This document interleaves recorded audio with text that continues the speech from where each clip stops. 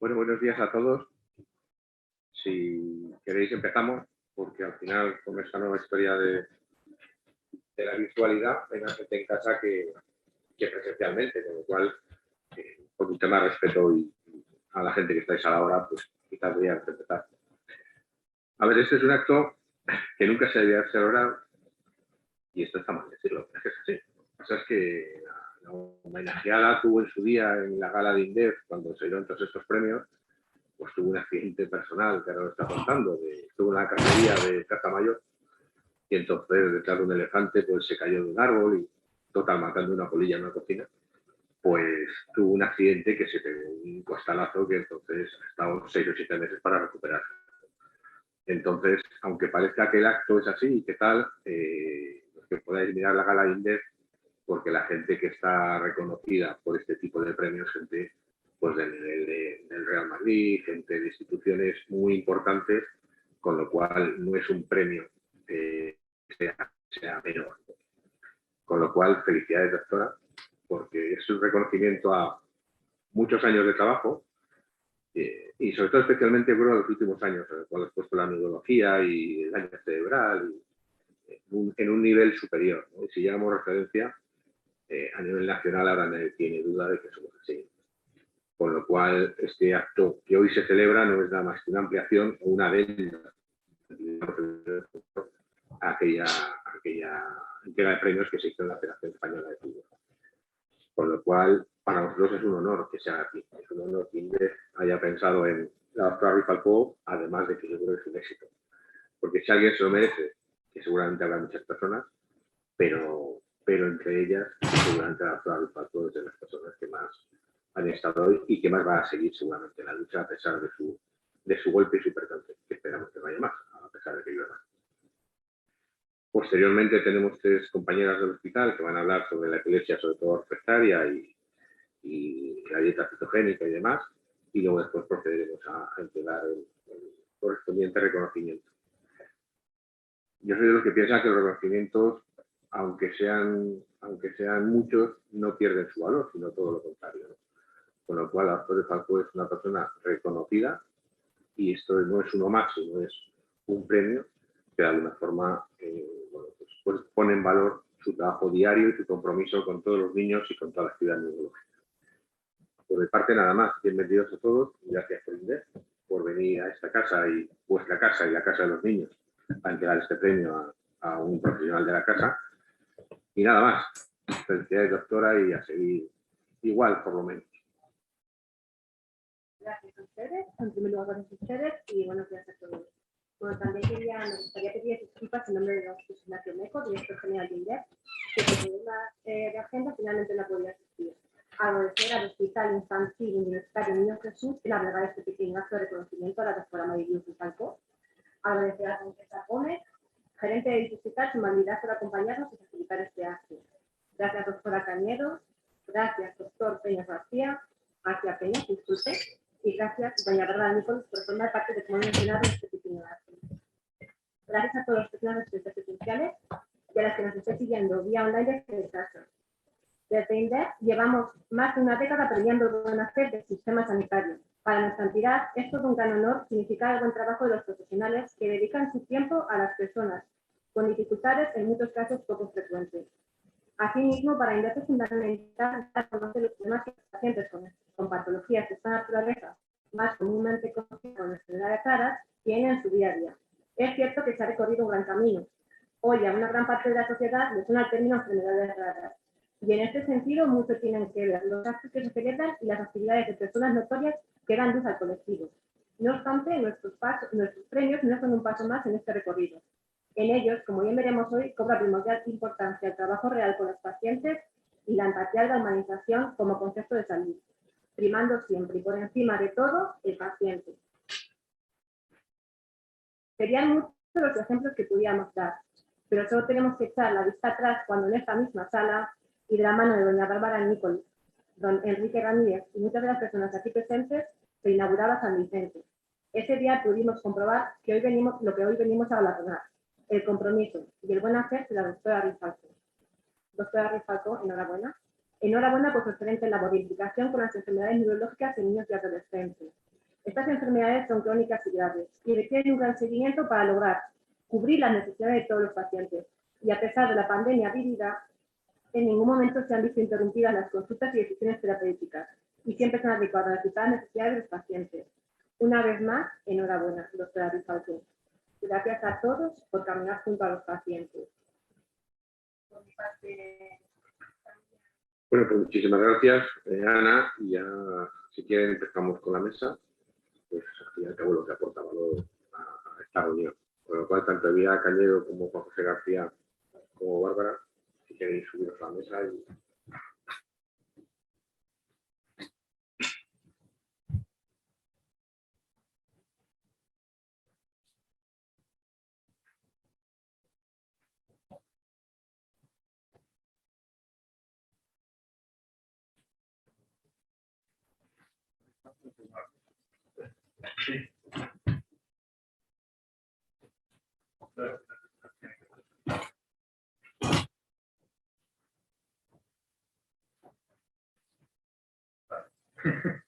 Bueno, hola, buenos días. Pues encantada de estar aquí. Un saludo a todos los que estáis también en casa y todos los que habéis venido a vernos. Enhorabuena, Mariluz Falcó. Y aprovecho también para dar la enhorabuena a otra persona que tiene mucho que ver contigo en todo esto de lo que vamos a hablar. Hoy es el día de tu premio, que vamos a hablar de un tema muy importante para nosotros en nuestro hospital, que es la dieta cetogénica, y que es muy justo reconocer y dar un aplauso también a la persona que inició la dieta cetogénica en nuestro hospital, que es la doctora Marcelo Pedrón, de la que se ha aprendido todo lo que voy a contar. Así que, bueno, como ha venido hoy, no quería dejar de decirlo. Bueno, hemos preparado una pequeña mesa muy enfocada a las familias. No sé si los que estáis en domicilio sois profesionales o sois familiares, pero creo que va a ser una mesa más divulgativa que otra cosa, al menos la mía. Es muy probable que la del doctor García Peña tenga algo más de peso científico que la mía, pero un poco intentar acercar a una terapia que se está utilizando mucho para enfermedades. Se podrá utilizar para enfermedades raras, pero desde luego ya se utiliza muchísimo, con bastante evidencia, para epilepsia refractaria, que es lo que vamos a hablar esta mañana. Así que empezará el doctor García Peña a contarnos primeramente la charla, después yo os comentaré unas generalidades acerca del seguimiento nutricional de la dieta, y después doña Bárbara Nicol, como madre de paciente afecta de esa entidad de la que estamos hablando, nos va a contar su experiencia, y una experiencia muy valiosa para el resto de las familias al respecto de su experiencia con la epilepsia y con la dieta. Bueno, buenos días. Ya nos ha presentado Elvira a los miembros de la mesa. Es un placer y un honor para mí estar en esta reunión con el premio otorgado a mi amiga y jefa a vez de la sesión. Se han visto cosas muy interesantes en la presentación, y yo, sobre todo, lo que más he hablado siempre con Mariluz es cómo se ha trabajado para que mantuviéramos la asistencia durante la pandemia, siendo de los pocos servicios de neuropediatría de Madrid que hizo eso. Por eso, muchísimas gracias por esta actitud. Y quería también agradecer a Consuelo Pedrón, que es un placer que también que esté con nosotros, porque ella es la que ha puesto en marcha todo esto en colaboración con nosotros. Vamos a empezar con epilepsias refractarias o farmacoresistentes o de difícil control con fármacos. Esta definición clásica, que las crisis persisten intratables tras usar dos fármacos antiepilépticos, pero la letra pequeña es que sean bien elegidos para la epilepsia que tenemos y que sean además bien tolerados. Y a pesar de los nuevos fármacos, no ha disminuido la incidencia global de epilepsia refractaria, que sigue siendo de un 25 a un 35% de casos, y sobre todo más alto en el grupo de los niños. En niños menores de 2 o 3 años las cifras pueden llegar hasta el 40%. Y todo esto, a pesar de tener toda esta cifra tan alta de antiepilépticos, ya más de 25 en el mercado, algunos ya más de diseño, pero con las mismas carencias todos ellos. Entonces, por otra parte, esta refractariedad no es un concepto estático, no solo se trata de que fallen los fármacos o que sean por poca eficacia por mala tolerabilidad, va muy ligado a la correcta selección de los fármacos y a conocer cuál es la evolución natural de las epilepsias en cuanto a su cambio en el tipo de crisis y la etiología. La etiología es fundamental a la hora de estudiar la refractariedad. ¿Qué herramientas terapéuticas y alternativas tenemos? Pues bueno, tenemos los fármacos, que es lo que primero usamos, los clásicos, los llamados nuevos y los de última generación, y se han ido haciendo determinados fármacos para lo que se llaman cenicientas terapéuticas, con estos medicamentos huérfanos. Los últimos incorporados han sido el cannabidiol y la fenfluramina para síndromes muy concretos, como el síndrome de Dravet y el síndrome de Lennox. También los fármacos inmunomoduladores que actúan sobre inflamación y inmunidad, las vitaminas y cofactores fundamentales en niños pequeños con crisis, las dietas cetogénicas, los medios de estimulación y, como no, la cirugía, ya sea receptiva o paliativa. El problema de todas estas alternativas a los fármacos es cuándo usarlo, a quién tratar, cómo tratar y con qué tratar. No es fácil esto. Y viniéndonos a la dieta cetogénica, que es a lo que vamos a hablar especialmente hoy, lo desglosará más todo esto la doctora Cañedo, del tema más de cómo se diseña. En general, conocer que es un alto porcentaje de grasas, baja cantidad de hidratos y un adecuado aporte de proteínas, que se diseña con un porcentaje, una proporción de grasas frente a carbohidratos y proteínas, que es lo que se llama índice cetogénico, que varía, son de 4:1, que también se utilizan de 3:1 o 2:1. No voy a profundizar más en esto porque quiero que lo desglose mejor el día. Y ya no hablamos de dieta única, sino hablamos de dietas, porque hay muchos tipos de dietas disponibles. Se puede hacer ya un tratamiento a la carta, muy seleccionado, desde las clásicas a las modificadas o las de bajo índice glucémico, pasando por otras alternativas. ¿Cómo actúa la dieta cetogénica? Pues todavía no se sabe muy bien por qué actúa sobre la epilepsia y sobre otros trastornos, incluso trastornos del neurodesarrollo. Lo que hay en animales de experimentación sugiere que son mecanismos distintos a lo que hacen los fármacos antiepilépticos tradicionales, que actúan sobre canales dependientes de voltaje o bien sobre receptores principalmente. Sin embargo, la dieta es multimodal. Algunos efectos son similares en cuanto a estabilizar la membrana, con modificar receptores y canales iónicos, y otros son pues muy específicos, como puede ser su efecto antiinflamatorio o su efecto modificador de la función mitocondrial, que es de lo que más se habla ahora. Y todos estos datos nos abogan por un efecto neuroprotector y antiepileptogénico de la dieta cetogénica, o sea que podría ser hasta modificadora de la enfermedad si se actúa precozmente. Y también pues, se ha hablado en este aspecto de la influencia del eje intestino-cerebro, cómo la dieta interacciona con la microbiota y el futuro que tenemos para actuar ahí. En general, todos estos que veis aquí subrayados son los mecanismos. A mí lo que más interesante me parece es la vía de restaurar el balance GABA-glutamato potenciando el GABA. ¿Qué indicaciones tenemos de la dieta cetogénica? Pues bueno, se emplea habitualmente como terapia añadida, o sea, niños que ya tienen un tratamiento y que han demostrado que han fallado al menos estos dos fármacos correctamente indicados y bien tolerados. Y sobre todo, se va conociendo cuándo se debe utilizar de forma precoz, o sea, en determinados síndromes, en determinadas etiologías de epilepsia, donde es más eficaz. Pues tenemos el Dravet, los espasmos epilépticos, el síndrome de West, el síndrome de Dose, el síndrome de Lennox, la esclerosis tuberosa y el síndrome de Pires. Y por otra parte es el tratamiento de elección para determinadas enfermedades metabólicas, principalmente el déficit del transportador de la glucosa tipo 1 y la deficiencia del enzima piruvato de deshidrogenasa. Y esto es lo más interesante que os quiero transmitir. ¿Cuándo pensar en una dieta cetogénica? Pues bueno, muchas veces los neurólogos, los neuropediatras nos empeñamos en apurar toda la ristra de fármacos y echamos la vista atrás y decir, este chico, ¿por qué no le trataríamos antes con la dieta, ¿no? Pensar en determinadas etiologías, ya hemos dicho el transportador de la glucosa, la piruvato de deshidrogenasa y la esclerosis tuberosa, y luego determinadas crisis que son muy sensibles a la dieta, los espasmos, las mioclonías y las ausencias, sobre todo las precoces, determinados síndromes como el síndrome de West, el síndrome de Lennox y el síndrome de Dose, epilepsias refractarias de cualquier tipo que las vas viendo cómo van generando más refractariedad, cada vez más crisis, cada vez más refractarias, y muy novedoso la situación de crisis agudas repetitivas y estatus epiléptico, ya sea convulsivo o no convulsivo. Aquí es un campo muy, muy interesante que requiere la colaboración con los compañeros de la UCI. Y también fases de descompensación de crisis donde se puede poner el tratamiento, sobre todo niños que tienen descompensaciones periódicas, encefalopatías epilépticas.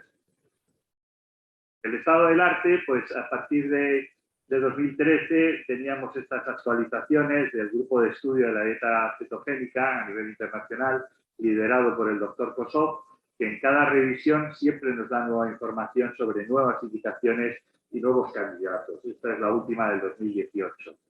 Aquí cada vez se van poniendo más síndromes donde ya hay una evidencia bien definida y síndromes que no se habían considerado anteriormente van entrando. Por ejemplo, el síndrome de Angelman, síndrome que se puede beneficiar mucho del tratamiento. O se desmontan antiguos mitos que, por ejemplo, no se podía utilizar en las enfermedades mitocondriales. Pues no, ya tenéis ahí que se puede utilizar efectivamente en enfermedades mitocondriales y con buen éxito. O en los estatus, cada vez más definición del estatus superrefractario y la utilidad de la dieta en esto. Y luego otras alternativas, se amplía el espectro de las metabolopatías, como veis aquí distintos, o de las encefalopatías epilépticas, como esta epilepsia migratoria intratable del lactante, o la punta onda continua en sueño, muchos espectros de tratamiento, cada vez más síndromes se van incorporando. En resumen, nuevos síndromes epilépticos, importantísimo el valor de la dieta en situaciones agudas, más o menos estatus, las nuevas indicaciones metabólicas, la utilidad también en patología estructural, que antes era otro mito, que si había una displasia, había una lesión, no se debía poner la dieta porque mejor sería ir a por todas, operarla, pero ya hemos visto que no siempre es fácil tomar esa decisión. La epilepsia del adulto, que se va incorporando la dieta también, empezaron con el estatus y también el tratamiento crónico, y un abanico muy interesante de las otras indicaciones neurológicas. O sea, está probando en migraña, en trastorno del espectro autista, que es donde más experiencia hay, en tumores y en enfermedades neurodegenerativas, incluyendo el Alzheimer, incluyendo el Parkinson, incluyendo la ELA y también lo que es en situación de daño cerebral adquirido. Por lo tanto, hemos cambiado conceptos de una terapia última y alternativa que se utilizaba cuando ya no había nada más que hacer a un tratamiento ya precoz dirigido. Antes se tenía un concepto falsamente exótico, anecdótico de la dieta y se ha probado su base científica. Hay una evidencia clarísima. Las indicaciones metabólicas antes eran muy estrictas, ya veis que las hemos ampliado. Antes empezó solo con epilepsias generalizadas sintomáticas y ahora prácticamente cubrimos todas las crisis y todos los síndromes.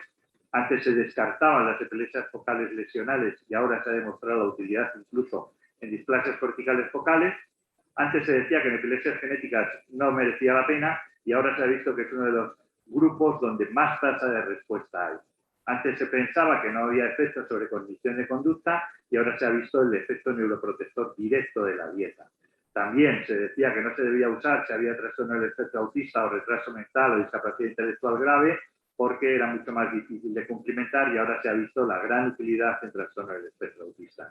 Antes se consideraba una terapia muy estricta, muy limitada, muy difícil de seguir y ahora tenemos una terapia individualizada a la carta, que es lo que nos hablará Elvira para ver que cada candidato es un mundo en ese aspecto. Y antes que eso era útil la dieta cetogénica clásica, ya os he hablado en la introducción de la amplia gama de dietas cetogénicas. Entra hambre con estas diapos, ¿eh? La eficacia global, pues sabemos por las series que es una tasa alta de respondedores que tengan al menos mayor del 50% de disminución de la frecuencia de crisis, 50-80%, o mayor del 90% de reducción de crisis o libre de crisis, un 15-25%. Son cifras muy altas, muy superiores a algunos de los fármacos que se utilizan. Importante lo que hemos dicho, considerar síndromes epilépticos que sabemos que se pueden beneficiar y determinadas etiologías que se benefician más que otras. Y saber que algunos, si el inicio es precoz, la respuesta va a ser también mucho mejor. Aquí, esta es la segunda edición del Manual para la Práctica de la Dieta Cetogénica, que coordinó nuestra compañera, la doctora Pedrón, a la que quiero de nuevo rendir este homenaje merecido a todo lo que ha hecho para coordinarnos a todos y meternos el gusanillo de profundizar en la dieta cetogénica. Este es el libro que mejor recoge todo lo que es la dieta cetogénica en español e incluso reconocido por el propio doctor Kosov como un libro interesante siempre a tener en mente. Cuando vemos la eficacia de la dieta ya por síndromes o por etiologías, vemos que en encefalopatías epilépticas, que se ha cubierto todas, algunas la respuesta es especialmente interesante, como es en el síndrome de Dravet o en el síndrome de Dose, el síndrome de epilepsia con crisis mioclónico-atónica. Este es el síndrome donde más respuesta hay a la dieta cetogénica. Algunos autores indican que tiene que ser el tratamiento lo más precoz posible. Y también en los espasmos epilépticos y síndrome de West. Lo que se habla ahora es que si falla ya el ACTH y la vigabatrina, nuestro siguiente movimiento tendría que ser la dieta cetogénica de forma precoz. Pero también en otras epilepsias refractarias, aquí las veis variadísimas, de distintos síndromes y con cosas muy interesantes. Por ejemplo, en epilepsias con ausencias que antes no considerábamos, ahora vemos que las epilepsias con ausencias de inicio precoz de menos de 3 años responden muchísimo. Cualquier tipo de epilepsia mioclónica, aunque no sea un DOSE, el complejo esclerosis tuberosa, y ya lo hemos comentado, estos estatus refractarios, estatus epilépticos refractarios y superrefractarios, incluyendo el síndrome de estatus refractario ligado a infección, que es lo que significa estas siglas de FIRE, que es totalmente incontrolable y que si lo tratamos precozmente con dieta en la primera semana de evolución, la respuesta puede ser muy espectacular. Contraindicaciones. Pues bueno, esta es una que siempre se hablaba, ya lo habíamos comentado, que si había una lesión focal que pudiéramos operar, pues era más probable que mejor con cirugía que con dieta. Ahora es una contraindicación relativa. Contraindicaciones médicas, estas sí las tenemos que saber, determinadas deficiencias enzimáticas, principalmente desórdenes de la velocidad mitocondrial y los trastornos de la carnitina y de la génesis de los cuerpos cetónicos. Y por eso hacemos un estudio que nos comentará Elvira para despistaje de estas alteraciones antes de la dieta. Y luego, pues algunas familias o algunos niños o adolescentes que no pueden seguir las restricciones que implica la dieta y que hacen transgresiones y que no son buenos candidatos. Aquí sería un resumen de todo, las absolutas muy ligadas a problemas metabólicos, las relativas pues más ligadas a cumplimiento y de alguna manera cómo los implican también las familias. Aquí os pongo ese concepto, el concepto de dieta puente. Esto es un concepto muy novedoso, como es tanto tiempo se genera para tomar una decisión de cirugía, ya sea por una esclerosis tuberosa, ya sea por una malformación del desarrollo cortical, pues mientras se va viendo la idoneidad de esa cirugía, es muy útil que podamos empezar una dieta cetogénica, porque según los trabajos de los grupos de investigación se ha visto que estos pacientes llegan mejor a la cirugía que los que no han tenido la dieta cetogénica, y esto hay evidencia científica de ello. La tolerabilidad pues es un perfil muy bien definido de efectos adversos, no hay nada que nos sorprenda. Sabemos que hay unas complicaciones en fase aguda, que casi todas ellas son digestivas o metabólicas, sobre todo en lactantes, en niños pequeñitos, y principalmente pues hipoglucemias o acidosis o trastornos del ritmo intestinal. Y complicaciones evolutivas son frecuentes, pero son habitualmente leves, bien toleradas, manejables, se puede uno anticipar a ellas. Todas las digestivas, principalmente el estreñimiento, las metabólicas, sobre todo la hipercolesterolemia, y la litiasis, que es una de las que siempre se había hablado tanto, que ahora pues hacemos estos controles que nos contará la doctora Cañedo para ir por delante del desarrollo de estos desequilibrios del metabolismo fosfocálcico y tener especial cuidado en determinados fármacos concomitantes como el topiramato y la zonisamida. Esto sería un esquema de todas las complicaciones. La lista es muy larga, no nos tiene que asustar que haya tantos efectos, que nos podemos anticipar a todos con el seguimiento. Y esto es una reflexión.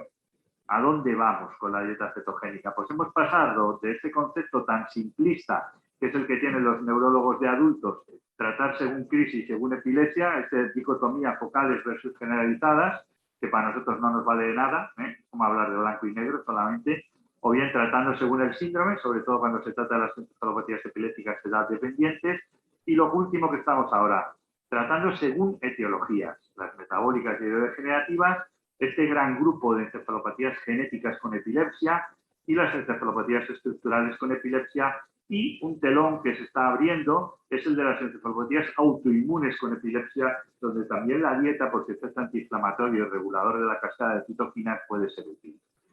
Por lo cual también tenemos que pensar que la dieta es más allá del control de crisis, porque ya habéis visto, las cifras son muy buenas, pero es que además de todo eso podemos mejorar aspectos cognitivos y conductuales en cuanto a nivel de alerta, atención, lenguaje, interacción social. Se ha discutido mucho si era por la propia dieta, si era porque se controlaban mejor las crisis, si era porque mejoraba el electroencefalograma o porque bajábamos la dosis o el número de los fármacos. Ha habido bastantes trabajos, algunos de ellos ya prospectivo, que demostraban todo esto, y con los ajustes psicosociales también, con lo cual las conclusiones es que la dieta tiene un efecto neuroprotectora por sí misma. Y esto pues, se ha visto por animales de experimentación, por los estudios observacionales, por un estudio aleatorizado que compara dieta contra sin dieta y con su buena respuesta en determinados modelos etiológicos, sobre todo en el GLUT1, en la esclerosis tuberosa, en este que hemos hablado en el CIRES, en el complejo autismo-epilepsia y en el complejo síndrome de Rett-epilepsia, donde es una alternativa muy a tener en cuenta. La dieta se prepara a la carta, esto nos lo contará más la doctora Cañedo. Somos un equipo multidisciplinar, los neuropediatras seleccionamos candidatos, los especialistas en nutrición son los coordinadores de casos, los que van ajustando, junto en colaboración siempre con los dietistas, fundamentales para todo esto y para el contacto con las familias. La evaluación y el seguimiento no voy a entrar en ello, se lo dejo que nos lo trate la doctora Cañedo, pero en principal, sobre todo, los candidatos que vayan a colaborar, eso es fundamental. Muchas veces se lo mandamos a nutrición, me dicen, oye, pero tú te has dado cuenta de esta familia si realmente va a cumplimentarlo bien. Eso es muy importante, tener una buena evaluación nutricional, tener unos estudios de laboratorio antes de la dieta para excluir esos trastornos metabólicos y saber de qué partimos. Y luego el seguimiento, pues es en parte neurológico, en parte nutricional y en parte también de los parámetros de laboratorio que nos comentará Elvira.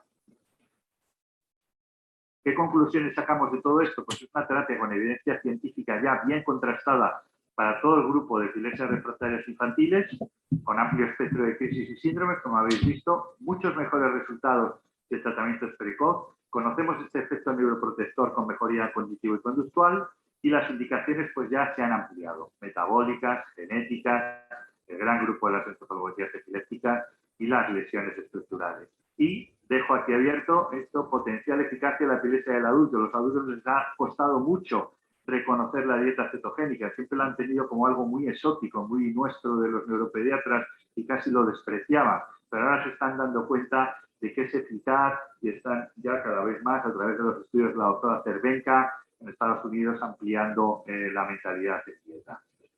Y esto es todo, muchas gracias por vuestra atención.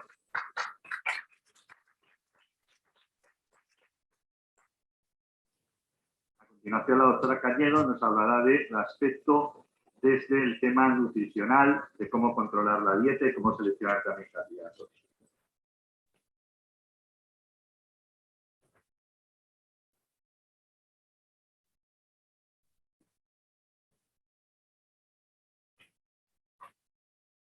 Hola, buenos días. Yo soy la doctora Cañedo y trabajo en la sección de gastroenterología y nutrición de este hospital. Hasta hace poco, como ya hemos nombrado suficientemente, con la doctora Pedrón, que es la que inició la dieta cetogénica en este hospital y la autora del libro al que constantemente voy a referirme. Mi charla, bueno, está un poco enfocada al conocimiento básico de lo que es una dieta cetogénica y qué aspectos importantes deberían conocer las familias que van a iniciarla o que ya conviven con ella para el tratamiento de alguno de sus hijos. El guión de la charla va a ser este, voy a intentar pues, definir qué es la dieta, e intentar hacer una aproximación a cómo funciona y para qué sirve. Comentaré después las principales complicaciones y qué seguimiento necesitan estos niños y terminaré con unas conclusiones muy básicas. Bueno, pues empecemos por el principio, ya nos lo ha explicado el doctor García Peñas. La dieta cetogénica al final no es una sola dieta, son muchas dietas, pero la característica fundamental de todas ellas es que son dietas ricas en grasas, con una cantidad normal de proteínas que puede variar bastante entre unas y otras, pero sí que tiene que ser una cantidad adecuada al paciente y muy característico también el bajísimo aporte de carbohidratos. Sobre todo el bajísimo aporte de carbohidratos de todas ellas, que como veis son diferentes tipos de dietas cetogénicas, comparados con el aporte habitual de la dieta occidental habitual que estamos acostumbrados a comer la mayoría de nosotros, en la que un gran porcentaje de nuestro valor calórico total, si no el mayoritario, hasta el 55% o incluso el 60%, es de hidratos de carbono. Este tipo de dietas al final pues, intenta poner al organismo en una situación diferente a la que estamos habitualmente y en una situación que se pareciese más a la situación de no ingesta, es decir, que remeda los cambios bioquímicos que se producen durante el ayuno, pero en una situación que no va a ser catabólica, es decir, en una situación de síntesis, en una situación que permita la vida del paciente. Hablaré un poco más detenidamente de los diferentes tipos de dietas. Todas estas las podemos usar en niños y combinaciones de todas estas. Cada vez somos más conscientes, como decía Juanjo, de que pues, nos tenemos que adecuar al paciente y no se trata de que el paciente se adecue a la dieta. Y muchas veces, además, pues debemos hacer mixes entre los diferentes tipos de dietas y nos es difícil clasificar qué tipo de dieta tiene un paciente si la dieta le va bien. Al final, la característica de todos ellos es el bajo aporte de hidratos de carbono y el alto aporte de grasa. También incluyo aquí, aunque simplemente lo citaré, el ayuno intermitente, porque últimamente se cita en las publicaciones, aunque en pediatría no está indicado el ayuno intermitente, con lo cual pues no lo voy a nombrar para el resto de la charla, pero simplemente sabes que últimamente se incluye como un tipo de modificación dietética que también remediaría esos cambios de los que se habla. De la dieta cetogénica conocemos muchas cosas, hay muchísima investigación al respecto y cada vez se conocen más mecanismos, como nos decía Juanjo, es un tema apasionante, pero cualquiera que se ponga a leer algo sobre dieta o que tenga la oportunidad de trabajar con este tratamiento, sabe bueno, que la realidad es que esto es lo que sabemos, pero que nos queda muchísimo por saber y que a día de hoy quedan muchísimas dudas pendientes de cuáles son los mecanismos que realmente hacen que funcione en un paciente y que no funcione en otro, por qué, etcétera, etcétera. Así que, bueno, pues la segunda parte de la charla en la que iba a intentar deciros cómo funciona, pues bueno, me quedaré en las pinceladas de lo que sabemos, teniendo muy en cuenta que quizá esta charla dentro de unos años pueda cambiar bastante. Los que están familiarizados con la dieta saben un poco a propósito de que la dieta comenzó a ser investigada como un tratamiento adecuado para la epilepsia, pero los que no, a lo mejor es interesante que conozcan un poco de la historia, porque dando marcha atrás nos damos cuenta muchas veces de que muchas de las cosas que utilizamos hoy en día en medicina no son más que observaciones muy importantes que nos han llevado a observar y a estudiar hechos científicos. Antes de Cristo ya Hipócrates, pues para curar a niños con epilepsia, niños que tenían crisis, que en ese momento no se sabía qué es lo que le estaba pasando al paciente, ya recomendaba no dar de comer, solo dar agua, es decir, ayunar para que el paciente mejorase de sus crisis. O sea, ya estaba haciendo un tipo de tratamiento al respecto.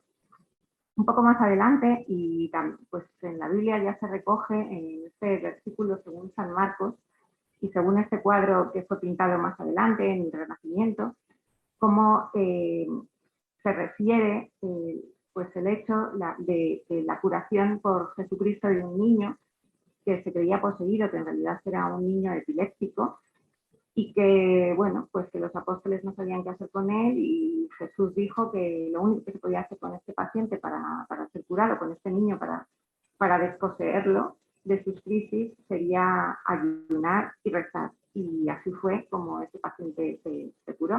Así que, bueno, pues hay muchas referencias ya en el pasado, aunque desde el punto de vista científico realmente hasta el siglo XX no empieza a estudiarse como tal qué es lo que ocurría en todas estas situaciones de ayuno que hacía que los pacientes desde el punto de vista de las crisis mejorasen. En el siglo XX, por tanto, se empieza a estudiar qué se podría hacer o qué podría remediar ese estado metabólico y se nombra y se idea la dieta cetogénica porque se demuestra que lo que es común a todos estos pacientes cuando quedan en ayuno es el aumento de los cuerpos cetónicos en sangre. En un primer momento se pensaba que este era el mecanismo fundamental de efecto de la dieta y por eso se denominó dieta cetogénica a todas aquellas que conseguían en un estado de estar comiendo, elevar estos cuerpos cetónicos de los que vamos a hablar constantemente en sangre. Hoy en día sabemos que no solo los cuerpos cetónicos tienen valor para la funcionalidad de la dieta. La dieta cetogénica se utilizó bastante a principios del siglo XX y bueno, pues hubo bastante experiencia al respecto, pero bueno, pues en 1938, y a propósito del inicio de la investigación en fármacos antiepilépticos, la fenitoína no fue el primero, pero quizás fue el hito más importante al respecto, pues se comprobó cómo estos fármacos eran tremendamente eficaces en un gran porcentaje de niños, y la investigación se derivó totalmente al estudio de los fármacos antiepilépticos, con lo cual la dieta cetogénica, que obviamente era mucho más compleja de cumplir y de llevar a cabo, pues cayó en un completo desuso. Y es aquí, en esta parte de la charla, donde me gustaría reivindicar un poco el papel de los familiares y de los pacientes en todo lo que investigación médica se refiere. Y es que, bueno, pues la dieta cetogénica no es más que un ejemplo de esto, de la función de los pacientes y de las asociaciones de pacientes. Como os digo, había caído en desuso completamente la dieta cetogénica, y a principios a finales de los años de 1900, las redes sociales, internet, no era tan habitual como es ahora, no era tan espectacular y no revolvía tanto el mundo, pero sí que existía una forma importante de conectar a muchos extremos en todo el mundo y de llegar de manera rápida y eficaz, que era la televisión. Y de manera pues quizá muy sensacionalista apareció un reportaje en la televisión americana contando la experiencia de una persona muy influyente en ese momento, que se llamaba Jim Abrams, que no sé si le conocéis, pero es una persona que quizá el nombre no suene, pero si os digo Top Gun, Ensalada de Gemelas, Aterriza como puedas, seguro que todas estas películas al menos os resultan familiar. Y os diré que era el director de todas aquellas películas tan exitosas en Hollywood y que movían tanto dinero y tantos personajes peculiares. Bueno, pues Jim Abrams tuvo un niño con una encefalopatía epiléptica refractaria y decidió ponerse él mismo a investigar cómo podía ayudar a su hijo, y después de recorrerse medio mundo y de probar millones de antiepilépticos, pues encontró unas publicaciones que hacía el Hospital Johns Hopkins en Baltimore, en Estados Unidos, refiriendo a la utilización de un tipo de dieta que era eficaz en las crisis epilépticas. Bueno, pues allí se fue Jim Abrams, su hijo empezó a realizar esta dieta, la dieta cetogénica, y su hijo mejoró y se curó. Y a propósito de esto, pues esto generó muchísimo interés por parte de este señor en crear esta asociación de pacientes que no sé si conocéis, pero que es muy importante, la Charlie Foundation, que a partir de entonces ha generado pues numerosísimo interés y muchos fondos para al final investigar qué es lo que necesita la medicina. Esta película, si no la habéis visto, la dirigió él mismo, y bueno, es un poco versionada el ejemplo de lucha de una familia con su hijo, que también tenía una epilepsia refractaria, hasta llegar a la utilización de la dieta cetogénica. Más allá de estos últimos años, pues han surgido otros hitos muy importantes, pero yo quizás destacaría otra vez más el papel de otra asociación de pacientes muy importante en Europa, el Massive Friends, que junto con Charlie Foundation son las dos asociaciones de pacientes, creo, más importantes a nivel mundial, que han movido muchísimos recursos para que la dieta cetogénica pueda ser de nuevo investigada y se utilice. Que, bueno, pues los pacientes, en este caso concreto, han tenido muchísima implicación en volver a desarrollar la dieta cetogénica, y quizás sin ellos pues no se hubiese vuelto a pensar en ella, no lo sabéis. Bueno, pues ahora que sabemos qué es, vamos a responder las otras dos preguntas. Esto va a ser complicado, pero como es complicado, he intentado hacerlo de la manera más sencilla y voy a intentar hacerlo a través de dos palabras. Yo creo que con solo dos palabras podré explicar un poco cómo funciona la dieta. La primera palabra es metabolismo. Metabolismo, pues muchos de vosotros conocéis el significado, y los que no lo conozcáis, pues sabéis que metabolismo es cualquier proceso físico o químico a los que se ve sometido una célula para realizar sus reacciones vitales, es decir, para respirar, para vivir, para crecer, para desarrollarse, para responder a estímulos. Es decir, el metabolismo no es otra cosa que la vida. Y para esa vida y para esas reacciones metabólicas necesitamos energía. Y bueno, pues energía proviene de los alimentos, y aquellas sustancias de los alimentos que nos dan la energía, como sabéis, son los macronutrientes, que dividimos en carbohidratos, proteínas y grasas, Para muchos de vosotros probablemente esto sea muy básico, para otros no tanto, pero desde el punto de vista energético, si veis esta imagen, es fácil e intuitivo pensar que desde el punto de vista energético nosotros lo que consumimos habitualmente y nuestra célula está acostumbrada a utilizar son los carbohidratos.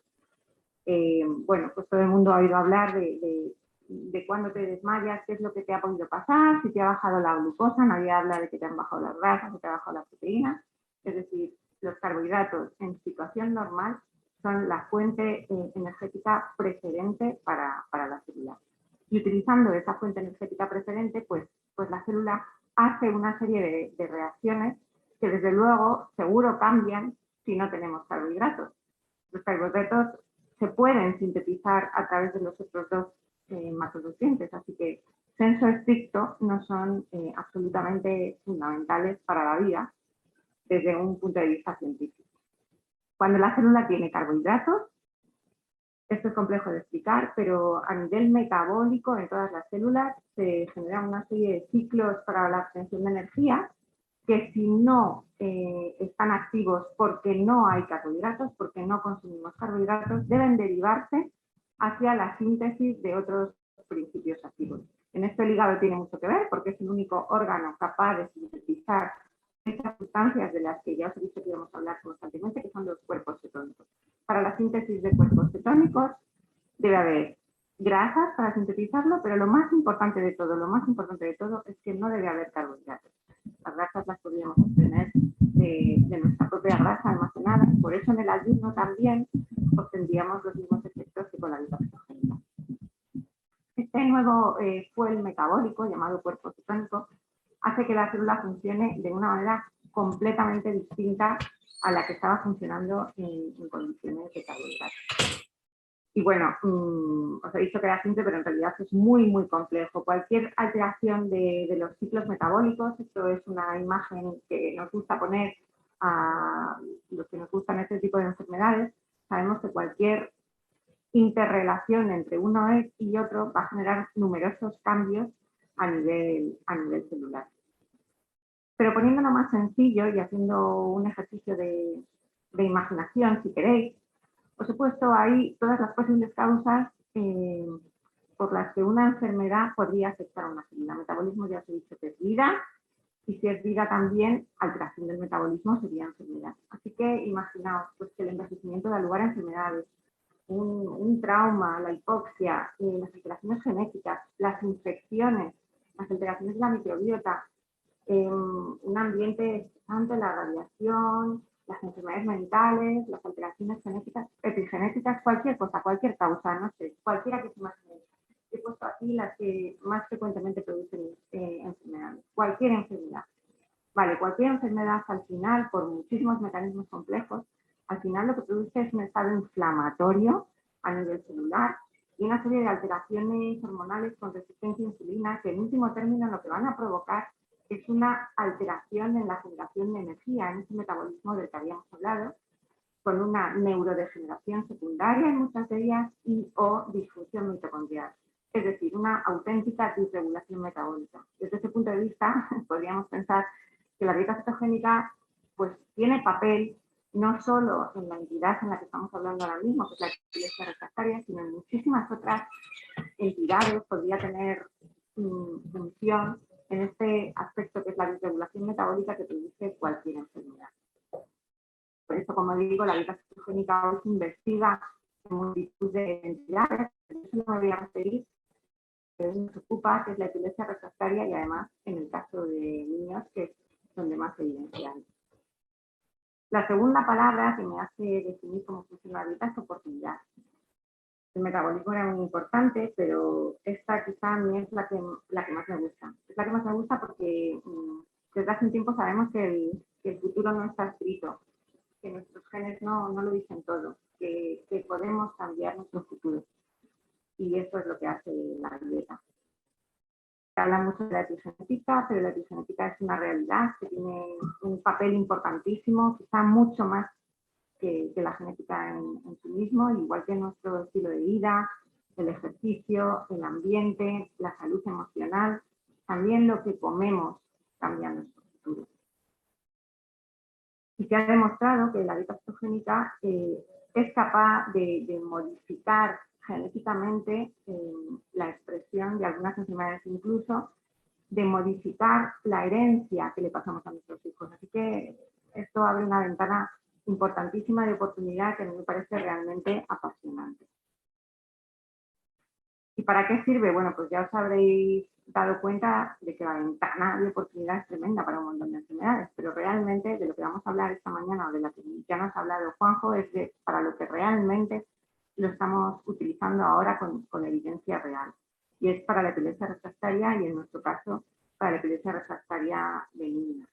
No os voy a hablar mucho de la epilepsia refractaria, pero ya lo ha comentado Juanjo, pero desde luego es una entidad muy frecuente y que tiene un tratamiento que puede ser muy eficaz en algunas situaciones, en unas más que otras, como ya hemos comentado, pero que debemos tener siempre en cuenta ante cualquier paciente con una epilepsia refractaria en la que, como ya nos han visto, se hayan indicado 2 fármacos antiepilépticos de manera adecuada y no sean eficaces. La segunda parte de la charla os quería comentar acerca de las principales complicaciones y el seguimiento, porque la dieta cetogénica, como muchas otras cosas, está de moda. Y está de moda y se lee, se dice y se consulta en internet y como, bueno, pues fisiopatológicamente es muy atractiva, pues parece que podría valer de todo y últimamente hay muchísimos gurús que lanzan la dieta cetogénica para cualquier cosa absolutamente. Y en esta charla a mí sí que me gustaría dejar claro para las familias que la dieta cetogénica es un tratamiento y es un tratamiento serio que puede estar muy indicado para algunas personas, pero puede estar muy contraindicado para otras. Que no os animo de manera discriminada a realizar la dieta sin un adecuado control médico como necesita. Es un tratamiento seguro, sí, y es un tratamiento eficaz, pero tiene complicaciones. Además de tener muy en cuenta que hay contraindicaciones, como nos ha dicho Juanjo, y eso, la única forma de descartarlo es mediante una consulta médica arreglada con alguien que sepa lo que está haciendo. Muy importante descartar contraindicaciones. Además, es muy importante conocer cuáles son las complicaciones y adelantarse a ellas para prevenirlas o tratar lo mejor posible. Las familias tienen que saber que una vez que se han descartado contraindicaciones en ellos y vayan a empezar las dietas cetogénicas, podrían aparecer complicaciones precoces, sobre todo en la primera semana o el primer mes de instauración de la dieta, complicaciones tardías, pues años después de estar con dieta, hay muchos pacientes que necesitan estar con dieta muchísimos años, y ante situaciones de estrés metabólico como puede ser una infección en un niño, una cirugía, un trauma, etc. Y esto es importante que lo conozcan las familias porque muchos médicos quizás en urgencias pues no están del todo familiarizados con este tipo de tratamiento y las familias son en este caso las guías para los profesionales con un informe médico adecuado de la persona que les conozca. Cuando cualquiera de estas familias va a urgencias y su niño o niña tiene una dieta cetogénica, es muy importante que por supuesto se estabilice y se trate al niño de lo que se tenga que tratar, pero en la medida de lo posible, los profesionales deberían saber y así lo debe realizar la familia, que en la medida de lo posible se debería evitar romper la cetosis de ese paciente que para él es un tratamiento importante. Y la verdad es que se puede la mayoría de las veces evitar romper la cetosis con una serie de ideas claras acerca de intentar evitar en general los sueros glucosados, que no es difícil en la mayoría de los casos, e en la medida de lo posible utilizar aquellos fármacos con la menor proporción de hidratos de carbono que sea posible. Y eso pues simplemente consiste en familiarizarse con los excipientes o tener una lista de fármacos más indicados para una situación y otra que nosotros le damos a todos los pacientes para que sea más fácil cuando acudan a cualquier servicio hospitalario. Y esto realmente es muy importante porque no son pocos los casos en los que el paciente va por una situación más o menos banal como una gastroenteritis y realmente el tratamiento de esa gastroenteritis pues arruina totalmente su tratamiento con dieta cetogénica y le genera mayores perjuicios que el tratamiento en sí mismo. Así que esto es importante para las familias, es importante siempre llevar el informe de los profesionales que siguen al paciente.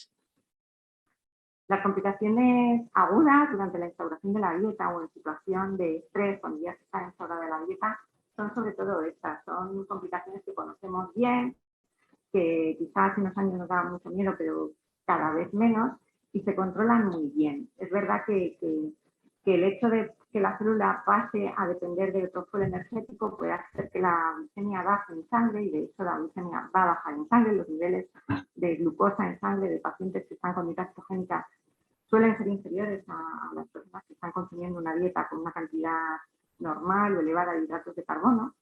Pero cuando la dieta ya está establecida, los valores bajos de glucosa no son indicadores de tratamiento, puesto que ese paciente está acostumbrado a utilizar otro profile energético. Pero en las primeras días, en las primeras semanas de inicio de dieta cetogénica, sí que la célula puede no estar acostumbrada a ese nuevo suelo, y sí que puede haber situaciones que requieran tratamiento por disminución brusca de la glucemia en sangre.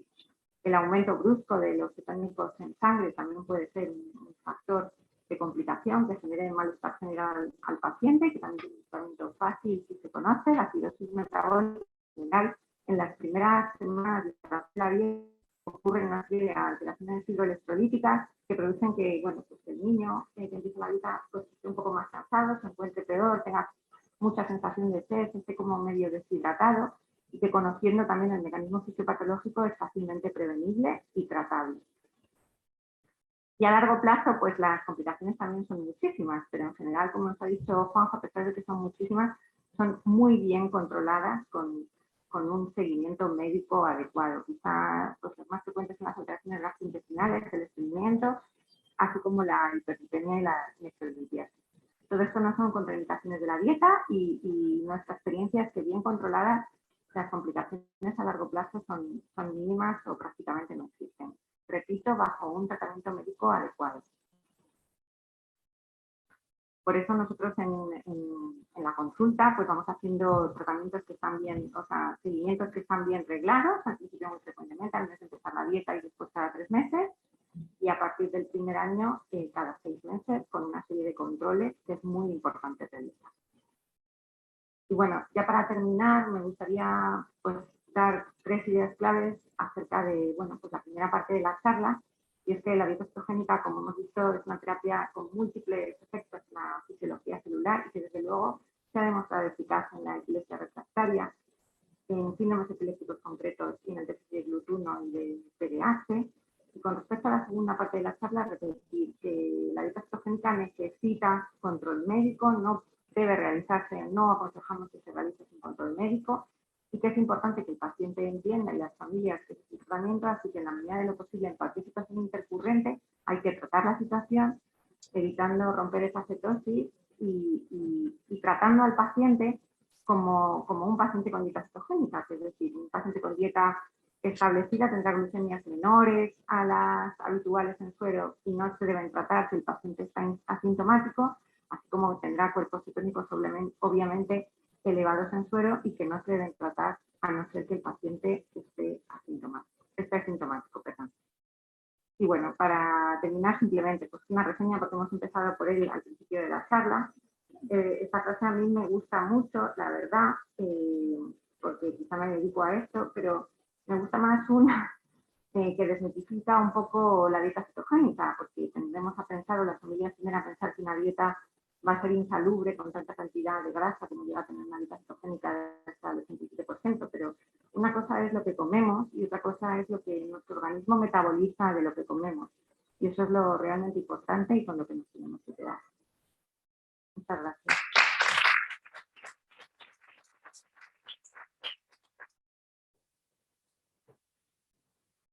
Vamos a continuar con la mesa. A continuación, Bárbara Nicole, que ya hemos hablado de ella en la presentación, una persona que ha trabajado muchísimo por acercar la epilepsia a las familias y a los tratamientos novedosos, y que está trabajando aquí desde el principio en Parpel, aquí en España, y va a hablar de esta experiencia desde el punto de vista de familias de epilepsia. Hola, pues gracias, y por una vez no voy a leer lo que dices. Sí, que tengo apuntes. Empezamos la dieta después de 10 meditaciones en el año 2011 ya. Y fue Mariluz Ruiz Falco la que nos dijo que por qué no empezábamos a pensar en la dieta. Y creo que fue una buena idea y una pesadilla para la doctora Consuelo Pedrón, que está bien, porque no sé, habrán dado las gracias que yo no esté en el hospital. Todo lo que he metido lío, ¿sabes? Cuando empezamos la dieta nosotros, Laura estaba, ahora tiene un Lennox-Gastaut, pero por aquel entonces creo que andábamos por un diagnóstico de TOC, ¿no? Habíamos pasado por espasmos infantiles y íbamos desarrollando un POC y luego ya un Lennox-Gastaut. En estos momentos, pues no tenía nada controlado y decidimos la dieta. Y por consejo vi la película que ha visto Elvira, el Cuestión Juan de Merospí, que es juramento hipocrático, por quien quiera verlo. Me recomendaría verlo y la vi y me encantó. Y bueno, pues hablamos con la doctora Pedrón y empezamos. ¿Qué pasaba? Que me dejó una lista de dieta que no iba a estar muy de acuerdo, lo siento. Pero empezar con decir unas lonchas de jamón y aceite y nueces, yo decía, ¿cómo voy a hacer esto a mi hija? Entonces empecé también a hacer mi propia investigación y bueno, pues hablé con la Charlie Foundation, que también lo ha mencionado Elvira, y conseguí lo que es lo que tenéis ahora como la ketocalculadora. Empezamos a hacer las comidas ahí, buscar, también empezamos con una dieta modificada Atkins, que es bastante más fácil de llevar, que es un 74, un 75-1, que es lo que usamos nosotros. Y bueno, pues supongo que dentro de lo que cabe nos fue más fácil. Lo primero que pasé mal fue ir a las tiendas, que parece una chorrada. Me necesité comprarme gafas. Ya que estaba comprando, pensaba que podía ver, pero es que tenía que ir a los mostradores y a buscar que en los yogures se podía. No sabía muy bien, o sea, que sabes más o menos lo que hay carbohidratos, de azúcares, lo que son grasas, lo que son proteínas, pero cuando llega el momento de verdad, no sabes cuánto hay en cada cosa. Entonces, ¿qué hago? Pues iba a las tiendas y de verdad que me sentía, me cogía algo así y estaba... Y al final compré las gafas. Las gafas iban conmigo en el coche y había que saber lo que había por proteínas, por carbohidratos y los azúcares y luego ya también las proteínas. Y bueno, pues nada, empezamos bien. Fue una investigación de saber si se podía tomar, que si no, con Consuelo lo hicimos, hablado con Mariluz, Consuelo al principio, bueno, iba así, el Consuelo al principio nos dio la doctora Pedrón todas las instrucciones y el día 4 acabamos ingresadas con una deshidratación. Afortunadamente, bueno, aparte de sentirme muy culpable y muy avergonzada, me encontré con otra familia que había pasado por lo mismo. Entonces, bueno, pues entre las dos nos reímos y salimos de ahí pues ya fue adelante. Y la verdad es que la dieta pues iba en las primeras quincenas, redujimos crisis un montón y estaba encantada y pensé que bueno, pues sería maravilloso seguir así. Y llegamos bastante bien hasta el 5.º mes. Y en el 5.º mes, pues empezó con una crisis y con otra crisis y con otra crisis y hablando con las doctoras, yo que no fui capaz de controlarla. Y bueno, pues tengo también 2 hijos mayores en casa que también tenían voz y voto y opinión y la verdad que fue bastante complicado seguir. Pero sobre todo por la crisis, que la crisis no fue resulta de lo que es la dieta en sí, sino que un Lennox es muy complicado y cuando no lo esperas entra en la crisis sin ninguna razón. Y no fue por cambiar la dieta ni por lo que me metieron en la dieta ni nada, simplemente que bueno, pues decidió el Lennox que tenía que volver y que iban a hacer crisis y la verdad es que fue bastante incontrolado. Así que dejamos la dieta a los 6 meses. Pero bueno, como recomiendan 3 meses, creo que 6 meses lo hicimos bien. Otro problema que tuvimos fue que el ketocal no lo quiso ni oler. El ketocal, que se usa muchísimo de nutricia, la verdad es que es una ayuda súper fácil. Pues iba con mis botes a casa y para mezclarlo en las comidas, pero es que era acercar el plato a medio metro de la cara de la niña y hasta ya decía no lo quiero. entonces lo olía. Tienen unos sentidos muy desarrollados, a veces estos niños que desde luego el olfato es uno de ellos. Entonces, bueno, pues el ketocal, pues intentándolo en salsas para mezclar y aumentar la proporción de grasas nos fue bastante mal. Pero bueno, lo intentamos.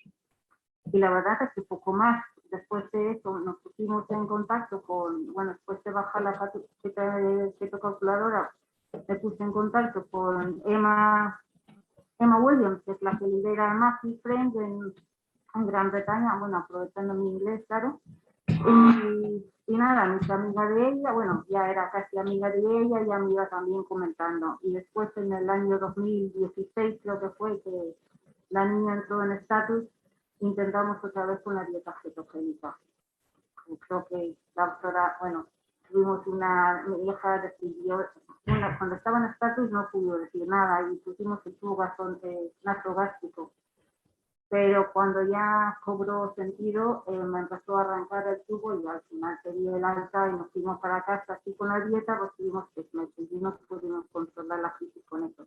Así que he visto casos súper controlados con Massive Friends, que por quien lo quiera saber, tienen casi 500 recetas en su página web para quien haga la dieta. Tienen un canal en YouTube que puedes ver también todo lo que están poniendo, todas las comidas que hacen, tienen desayunos, meriendas, postres, cosas para eventos especiales, tartas, bueno, un montón de cosas que merece la pena. E aunque intentamos todo esto, pues la verdad es que fuimos un poco un fracaso para la dieta cetogénica aquí en nuestra casa. Repitiendo eso, sí que lo hemos visto funcionar en mucha gente y ha sido cosa del enostato y no cosa de la dieta. Así que yo después de lo que he visto lo recomendaría a todo el mundo. Creo que básicamente es todo lo que tengo que decir. Fue duro sobre todo decidir. Estuve las tasas que han puesto hoy, que ha puesto Elvira, a mí me costó muchísimo entender que si había una dieta que ponía 4:1, se ponía 90, un 90%. Yo decía, a ver, mis cálculos de 4:1 pues son 80-20. Hasta que me di con que eran calorías y no porcentaje de grasas, pasé mucho tiempo y fue una tontería, pero es una tontería que no me habían enseñado y pues hacía en falta. Y luego, pues eso, mucha investigación, sabiendo, me saqué listados también de las frutas que podía consumir, cuántas frutas o cuánta proporción de fruta podía meter en 2 gramos de carbohidratos, por ejemplo, para dar mezcladas, saber que el aguacate ya se convirtió en amigo. Y la verdad es que y otra cosa que nos salvó de todo fue Beatriz, que no sé si está aquí hoy, una enfermera de aquí, que cada vez que no pasaba nada o estábamos ingresadas nos hacía, siempre venía con una comida preparada para que pudiéramos tomar o pudiera tomar la niña que le gustara. Pero fue complicado. Y al primer ingreso, de hecho, trajimos nuestra comida y no nos dejaron usarla, porque como venía de fuera, pues obviamente por protocolo del hospital y todo lo demás, pues fue un poco más complicado.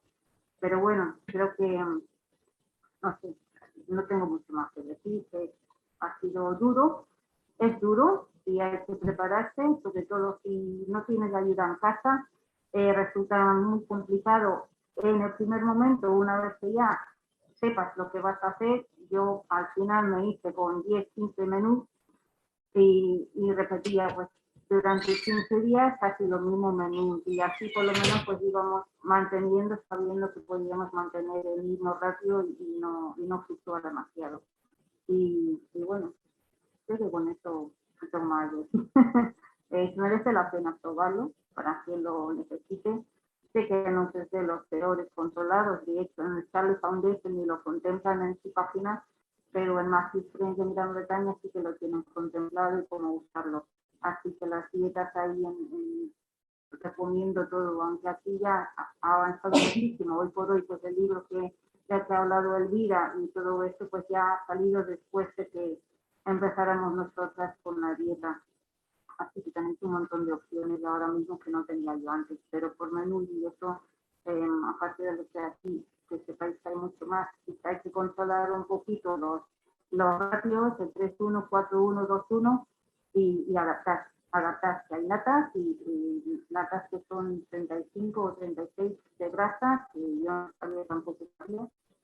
Y bueno, pues he aprendido a usar nueces y saber lo que son las aceitunas, que de verdad que no, son mucho mejores que otras cosas para merienda. Dice, pues voy con una bolsa de aceitunas. Dice, jamás habría pensado que se iba a ayudar con una dieta, pues las aceitunas y las cortezas de cerdo. Que oye, que para dieta y para recetas, más fácil imposible. Así que bueno, hemos tenido nuestras cosas, nuestros casos, nuestras discusiones y bueno, pues creo que hemos salido vivos todos, pero agradezco muchísimo la ayuda que tuve aquí. Desde luego, sí, no recomiendo hacerlo sin ayuda porque uno se puede volver crítico total. Bueno, ya lo estaba, así que, en fin, muchísimas gracias. Espero haberos ayudado un poquito. Y bueno, nada, es un honor estar aquí con la autora para el premio hoy porque han sido muchísimos años y un trato muy especial. Así que gracias.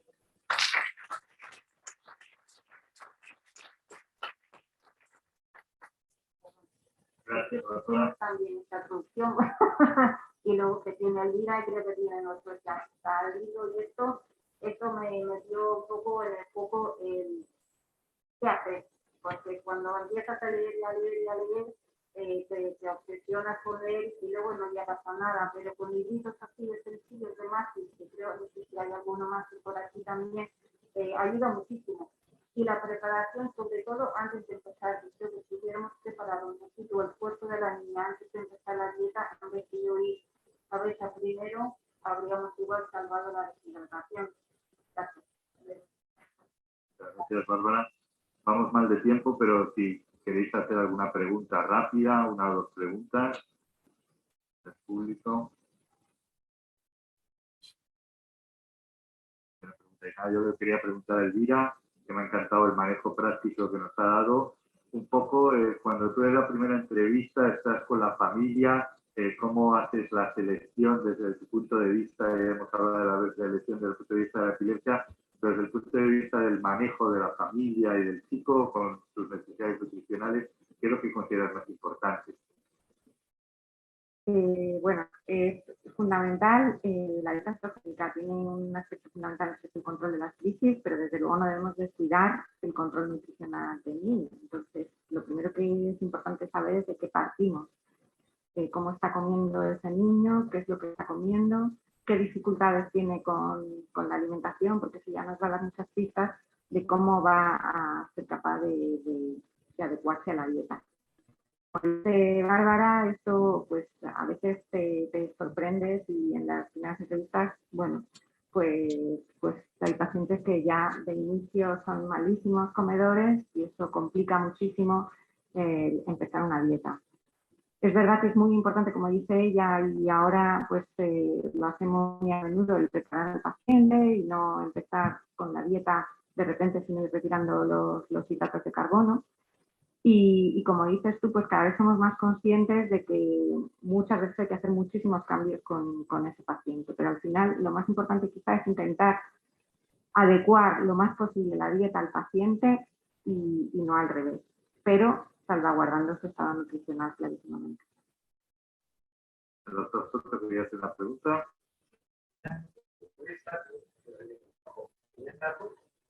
¿Cuánto esperarías en iniciar una dieta con estatus? Depende un poco del tipo de estatus, ¿no? Si ya lo ves que es rápido, que es un estatus refractario, que ha pasado 24 horas, si sigues con esto, pues a lo mejor ya te lo tienes que estar pensando, ¿no? Y manejando un poco siempre el equilibrio con los compañeros de la UBI, que ellos van a querer ir a por la perfusión del pentotal y pues, ponerlo para el supresión, y a lo mejor nosotros no somos tan agresivos, ¿no? Entonces ahí en esa toma de decisión, si vas por un lado o por otro, apostaríamos a lo mejor antes por la dieta en este tipo, por ejemplo, como Supires, que hemos comentado, donde sabemos que la respuesta va a ser muy buena, de prácticamente un 80%, y que además su pronóstico cognitivo, conductual y funcional es muy superior en los que hicieron un tratamiento precoz con dieta que los que se llevaron la perfusión continua de pentotal o los que se llevaron propofol, por ejemplo. Además, resultadas así carnicinas, ¿no? A veces, bueno, no entiendo las carnicinas antes de empezar en esta cosa que se convirtió en empezarlo. Claro, ahí hay que barajar un poco el riesgo-beneficio. Es verdad que en situación normal pedimos el estudio bien reglado. Hoy en día es verdad que en España pues el cribado metabólico neonatal nos ayuda mucho y ya los efectos de la beta-oxidación, que de hecho es la contraindicación en proporción más frecuente, porque bueno, las porfirias son absolutamente infrecuentes. Entonces, realmente las acidemias orgánicas, los defectos de beta-oxidación son las contraindicaciones del déficit de piruvato carboxilasa, también es extraordinariamente infrecuente y también a veces se podría pillar por privado. Entonces, en concreto, cuando el niño ha nacido después de 2011, pues la verdad es que empezamos, sabiendo que bueno, que tenemos, pero es más el beneficio que nos puede dar la dieta que la remota posibilidad de que tenga metabolopatía que haya saltado al cribado neonatal. Y en el resto de las comunidades, para los 15, los que no lo tienen incluido, lo tienen incluido. La doctora Pedrón quería hacer una pregunta.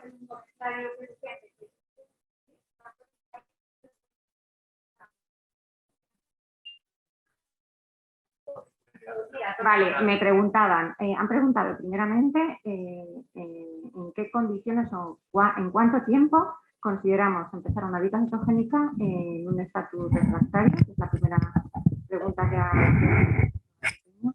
Y la segunda es qué hacer si no tenemos hospital en las facilitaciones, lo que habíamos comentado antes de descartar las contraindicaciones en cualquier paciente antes de empezar una dieta, cualquier contraindicación metabólica. Sería la estrategia. Yo quería hacer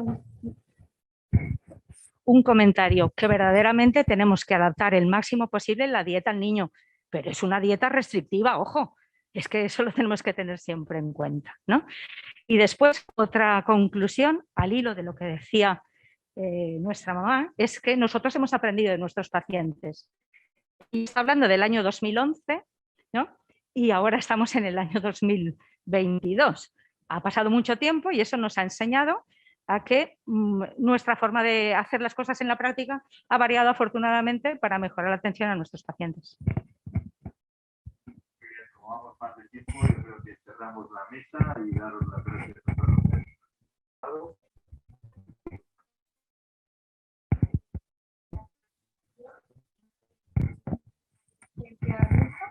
O el seguimiento. Bueno, Silvira, te quería preguntar el seguimiento o la transición del niño a adolescente, a adultez, el seguimiento, ¿cómo lo lleváis? ¿Cómo se hace esa transición? Dado que ya, claro, este hospital entiendo que ya no se hace seguimiento, debe pasar a un hospital de adulto. En ese caso, ¿cómo se actúa el protocolo? Bueno, pues tenemos pocos casos, esa es la verdad. Pocos casos que han llegado, pero los que tenemos actualmente, la mayoría de los pacientes se dedican al hospital de la princesa, donde, bueno, pues ya hace no mucho tiempo, pero cada vez más estamos concienciados del uso de la dieta cetogénica. Muchas veces gracias a los pacientes pediátricos que han tenido mucho éxito y que continúan con ella, y allí les siguen los controles. De momento no hemos derivado a otros hospitales, pero bueno. No.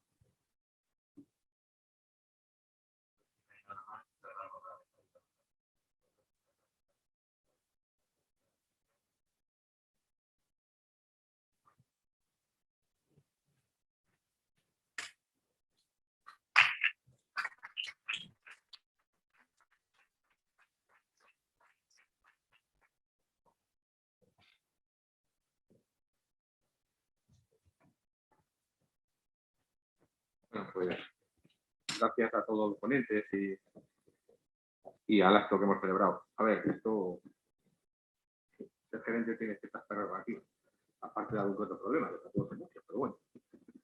Y es que yo creo que esto, yo siendo gerente, muchas veces estoy en actos y tengo situaciones por el cargo, pero no porque haya hecho mucho. Con lo cual yo pediría, por favor, que me acompañara a la hora de entregar este premio, tanto el director médico Antonio, como el director de enfermería Nacho, como la directora de continuidad existencial, como el director de gestión, porque yo creo que es el equipo directivo del Niño Jesús los que le reconocemos a la doctora Ruiz Falcó su trabajo y su compromiso.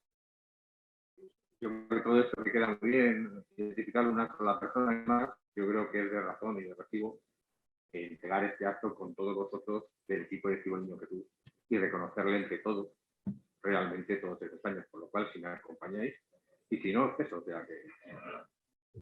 Entonces sí o sí, bueno, esto es...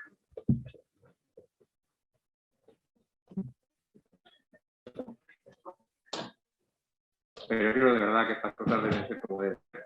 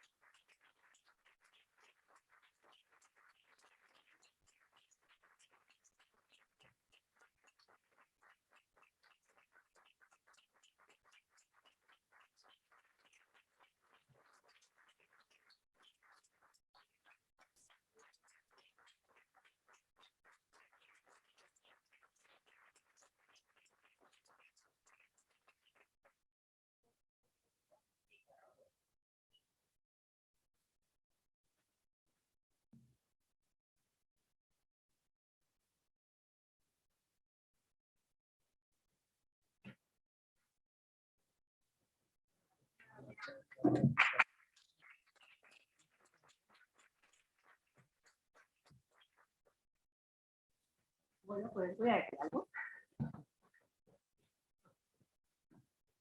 ¿Te escucha? Sí. Y aunque a mí se me da mejor improvisar, esta vez lo voy a leer. Cuando me avisaron de que me daban el premio, esto fue como en septiembre, en agosto, la verdad es que yo no tenía ni idea de por qué me daban a mí este premio. Luego pasó todo lo que pasó, me caí, no fui a esta entrega de premios y habéis seguido insistiendo en que se organizara este acto. Y tampoco sabía yo mucho en qué iba a consistir. Así que empezamos lo que yo escribí el otro día, ¿vale? Lo primero, dar las gracias a Inés, claro, por organizar esto, por pensar en nosotros, los clínicos, y por darnos este premio. Así que les doy las gracias. Pero yo quiero recibir el premio en nombre de todos los profesionales que intentamos hacer algo por los niños con enfermedades poco frecuentes. En enfermedades poco frecuentes es imposible trabajar aislados. Tenemos necesidad de compartir muchas cosas. Sin compañeros con los que compartir es imposible. Este premio yo tenía que haberlo recogido el 30 de septiembre, ya lo he contado, pero una caída me impidió poder asistir. Si habéis insistido, estamos aquí y eso hace que lo reciba con la bata blanca. Y eso yo creo que también ha sido por algo. Por supuesto, aprovechar a los que habéis organizado esta mesa de una manera tan generosa, Elvira, Juanjo y Bárbara, que siendo la madre de una paciente, al final creamos una amistad, a base de peleas, eso sí, desde luego. Pongo, quito, quita, pongo, más quito que pongo. Bueno, pero yo quiero aprovechar este momento para repasar algunas de mis ideas sobre enfermedades poco frecuentes. Muy cortito, no voy a hacer demasiado pesada, ¿eh? La verdad que la mayoría de vosotros yo creo que empleáis enfermedad poco frecuente o enfermedad minoritaria. Yo suelo utilizar el término de enfermedades raras. El adjetivo raro, que viene del latín, es poco frecuente, significa eso, significa escaso, pero también tiene un significado de notable y excepcional. Yo creo que todas las personas con alguna enfermedad poco frecuente son personas poco comunes, pero también son personas excepcionales.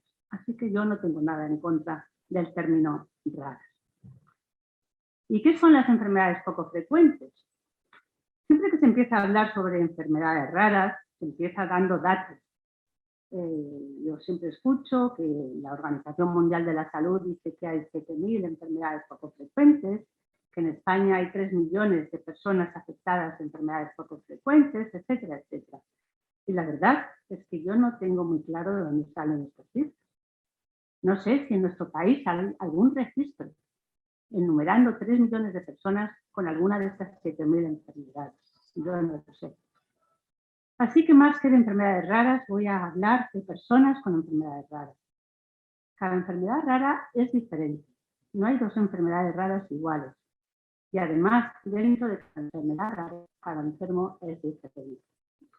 Y si cada enfermedad es distinta, los médicos que las conocen también lo son, o lo somos.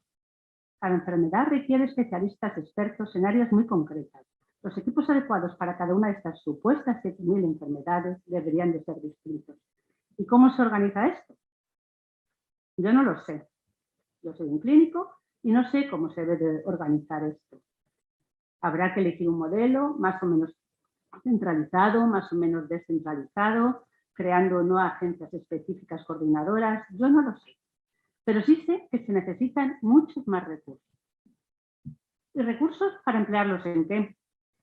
Pues para emplearlos en las muchísimas cosas que faltan. Se habla mucho de invertir en investigación, es una necesidad. Pero, ¿invertir en qué?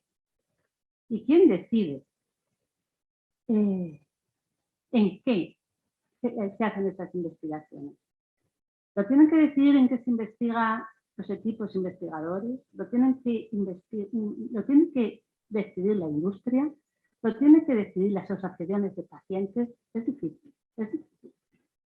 Y bueno, de este tema podríamos estar hablando horas y no las tenemos porque la consulta está arriba a medios. Lo que sí quiero resaltar es que, y este es el sitio para reclamarlo, que es necesario fomentar los equipos de expertos. Hemos dicho que cada enfermedad rara requiere expertos en áreas diferentes y es importantísimo que estos clínicos puedan dedicar tiempo suficiente para desarrollar esta misión. Los enfermos con enfermedades raras necesitan que les dediquemos mucho tiempo. Bueno, y podríamos seguir hablando de otros muchos aspectos, pero no es el momento. Así que voy a terminar resumiendo. Sí, investigaremos, pediremos más recursos, trataremos de organizarnos mejor, pero sobre todo, y lo más importante, seguiremos poniendo ilusión, tiempo y dedicación para intentar ayudar a enfermos que tienen una enfermedad rara y a los enfermos que ni siquiera tienen una enfermedad rara porque todavía no hemos logrado llegar a su diagnóstico y no sabemos ni lo que tienen.